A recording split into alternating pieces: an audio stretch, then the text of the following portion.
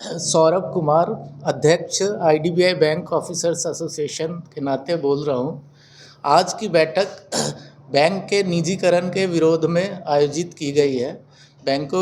हमारे बैंक की निजीकरण की प्रक्रिया, जो सरकार हमारे बैंक में हिस्सेदारी बेचने की प्रक्रिया को आगे लेके जा रही है, उसके विरोध में United forum of IDBI officers and employees ने नेशन वाइड स्ट्राइक 11 अगस्त को हड़ताल घोषित कर रखी है।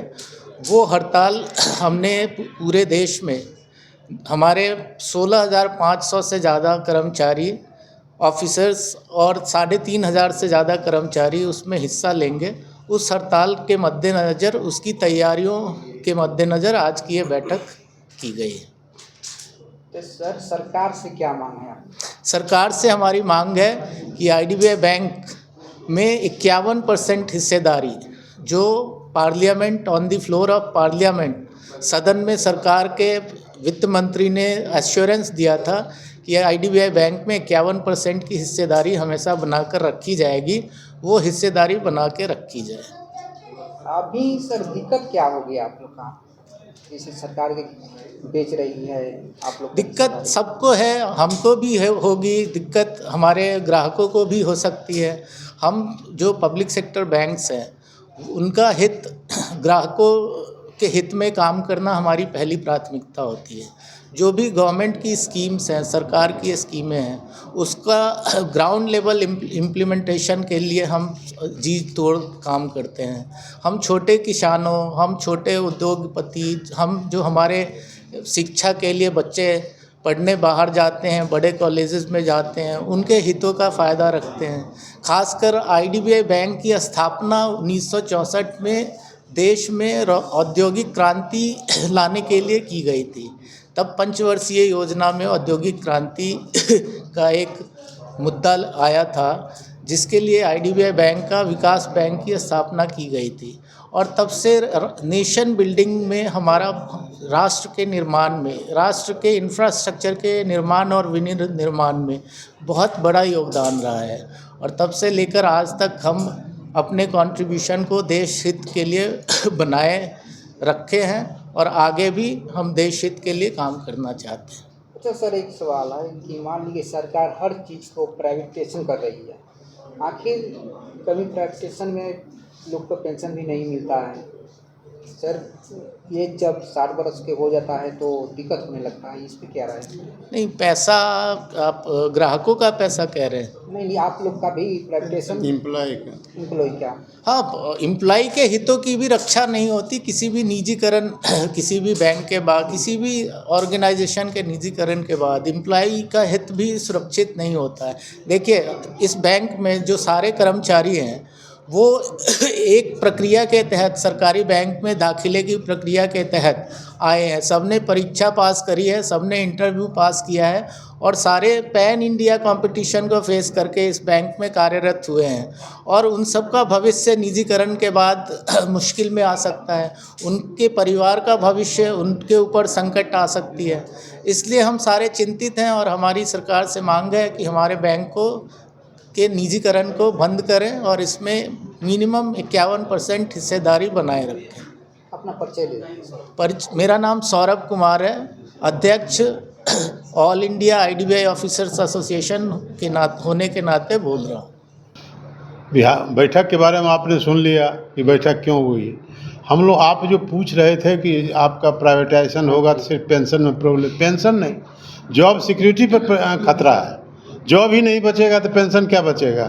आज के दिन में सबसे जो बेनिवोलेंट ऑर्गेनाइजेशन है TCS, वो 12,000 अपने एम्प्लॉय का ले ऑफ कर रहा है। बड़ा ऑर्गेनाइजेशन है माइक्रोसॉफ्ट, गूगल, वो सब अपने एम्प्लॉय को छांट रहा है। तो ये जॉब सिक्योरिटी का सवाल है। जो लोग आए हैं, अगर 45-50 साल में उनको जॉब से निकाल दिया जाएगा तो उसका परिणाम क्या होगा? पेंशन तो बाद में मिलेगा। सरकार तो कर ही रही है सर। सरकार कुछ नहीं कर रही है उसमें।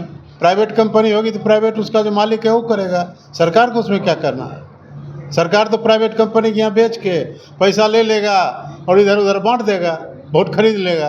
इतने काम है सरकार का, उसको कौन मतलब। जॉब सिक्योरिटी उसका काम नहीं है, सरकार का काम नहीं है। तो किसका काम है सर? जब सरकारी रहेगा सरकार का काम है, प्राइवेट हो गया सरकार क्या करेगी उसमें? लेकिन हर चीज़ तो सरकार प्राइवेट ही नहीं नहीं, प्राइवेट जब कर रही है तो उसको कोई प्रोटेक्शन नहीं दे सकती है जॉब में। वो क्या करे, जो मालिक होगा वो देगा, वो अपना देखेगा प्रॉफिट। उसको क्या मतलब है एम्प्लॉय से? वो अपना प्रॉफिट देखेगा ना, प्राइवेट कंपनी। कहीं ना कहीं डर भी है सर। आप डर है, जॉबे जाने का डर है। तो जॉब सिक्योरिटी की बात का मतलब क्या है? डर तो है ही। और सिर्फ डर नहीं है, वो आम लोगों को भी डर है। जैसा आपने सुना कि जो गवर्नमेंट का स्कीम है, जी जी सरकारी जो स्कीम है, वो एक भी प्राइवेट बैंक 3% 4% से अधिक इम्प्लीमेंट नहीं करता है। वो सरकारी बैंक ही इम्प्लीमेंट करता है। वो सब बंद होगा।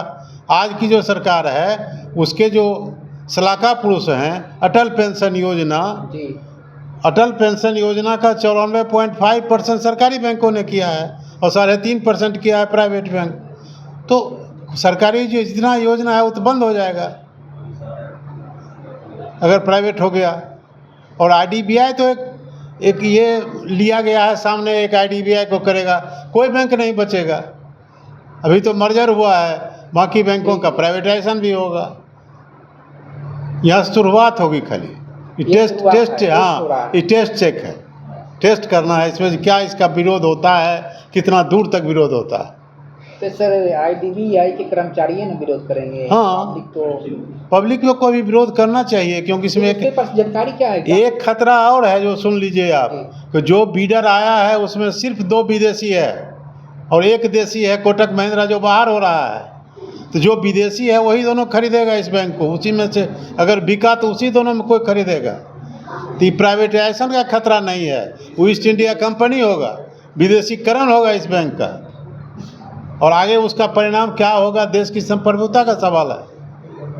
अगर कोई अपना विदेशी बैंक चलाएगा तो अपने हिसाब से चलाएगा ना, उसको भारत से क्या मतलब, आम लोगों से क्या मतलब उसको। सर बहुत से प्राइवेट जो इंश्योरेंस आया है, हाँ वो भी तो सरकारी प्राइवेट जो विदेशी है, विदेशी के मर्ज करके आया है। हाँ, इंश्योरेंस का आज भी LIC का क्या है शेयर? LIC छोड़ के LIC का शेयर क्या है? LIC का शेयर 78% है। इस देश का लोग बेवकूफ़ है कि 78% आदमी सरकारी शेयर, सरकारी इंश्योरेंस कंपनी में डाल रहा है। और इनका भी तो जो मालिक है आज के दिन में 49.5% तो LIC है, वो शेयर खरीदे हुए है। जो बेचेगा तभी प्राइवेटाइजेशन होगा इसका। सरकार के पास 47% है। LIC चूँकि पब्लिक सेक्टर है तो उसको माना जाएगा कि सरकारी ही है। लेकिन सरकारी है कहाँ अभी? हाँ, LIC तो है ही सरकारी। लेकिन 25% बेचा गया है। अरे बेचने से सरकार 51% जब तक रहेगा तब तो सरकारी है। ज़्यादा रहेगा तो। हाँ, इसलिए बहुत सारा खतरा है। और सिर्फ एम्प्लॉय पर खतरा नहीं है, आम लोगों पर खतरा है, ग्राहकों पर खतरा है, देश की संप्रभुता पर खतरा है। इसलिए IDBI की लड़ाई बहुत महत्वपूर्ण है। सर अपना परिचय दे दीजिए। Doctor Kumar Arvind, general secretary, all India bank officer association, Bihar state committee.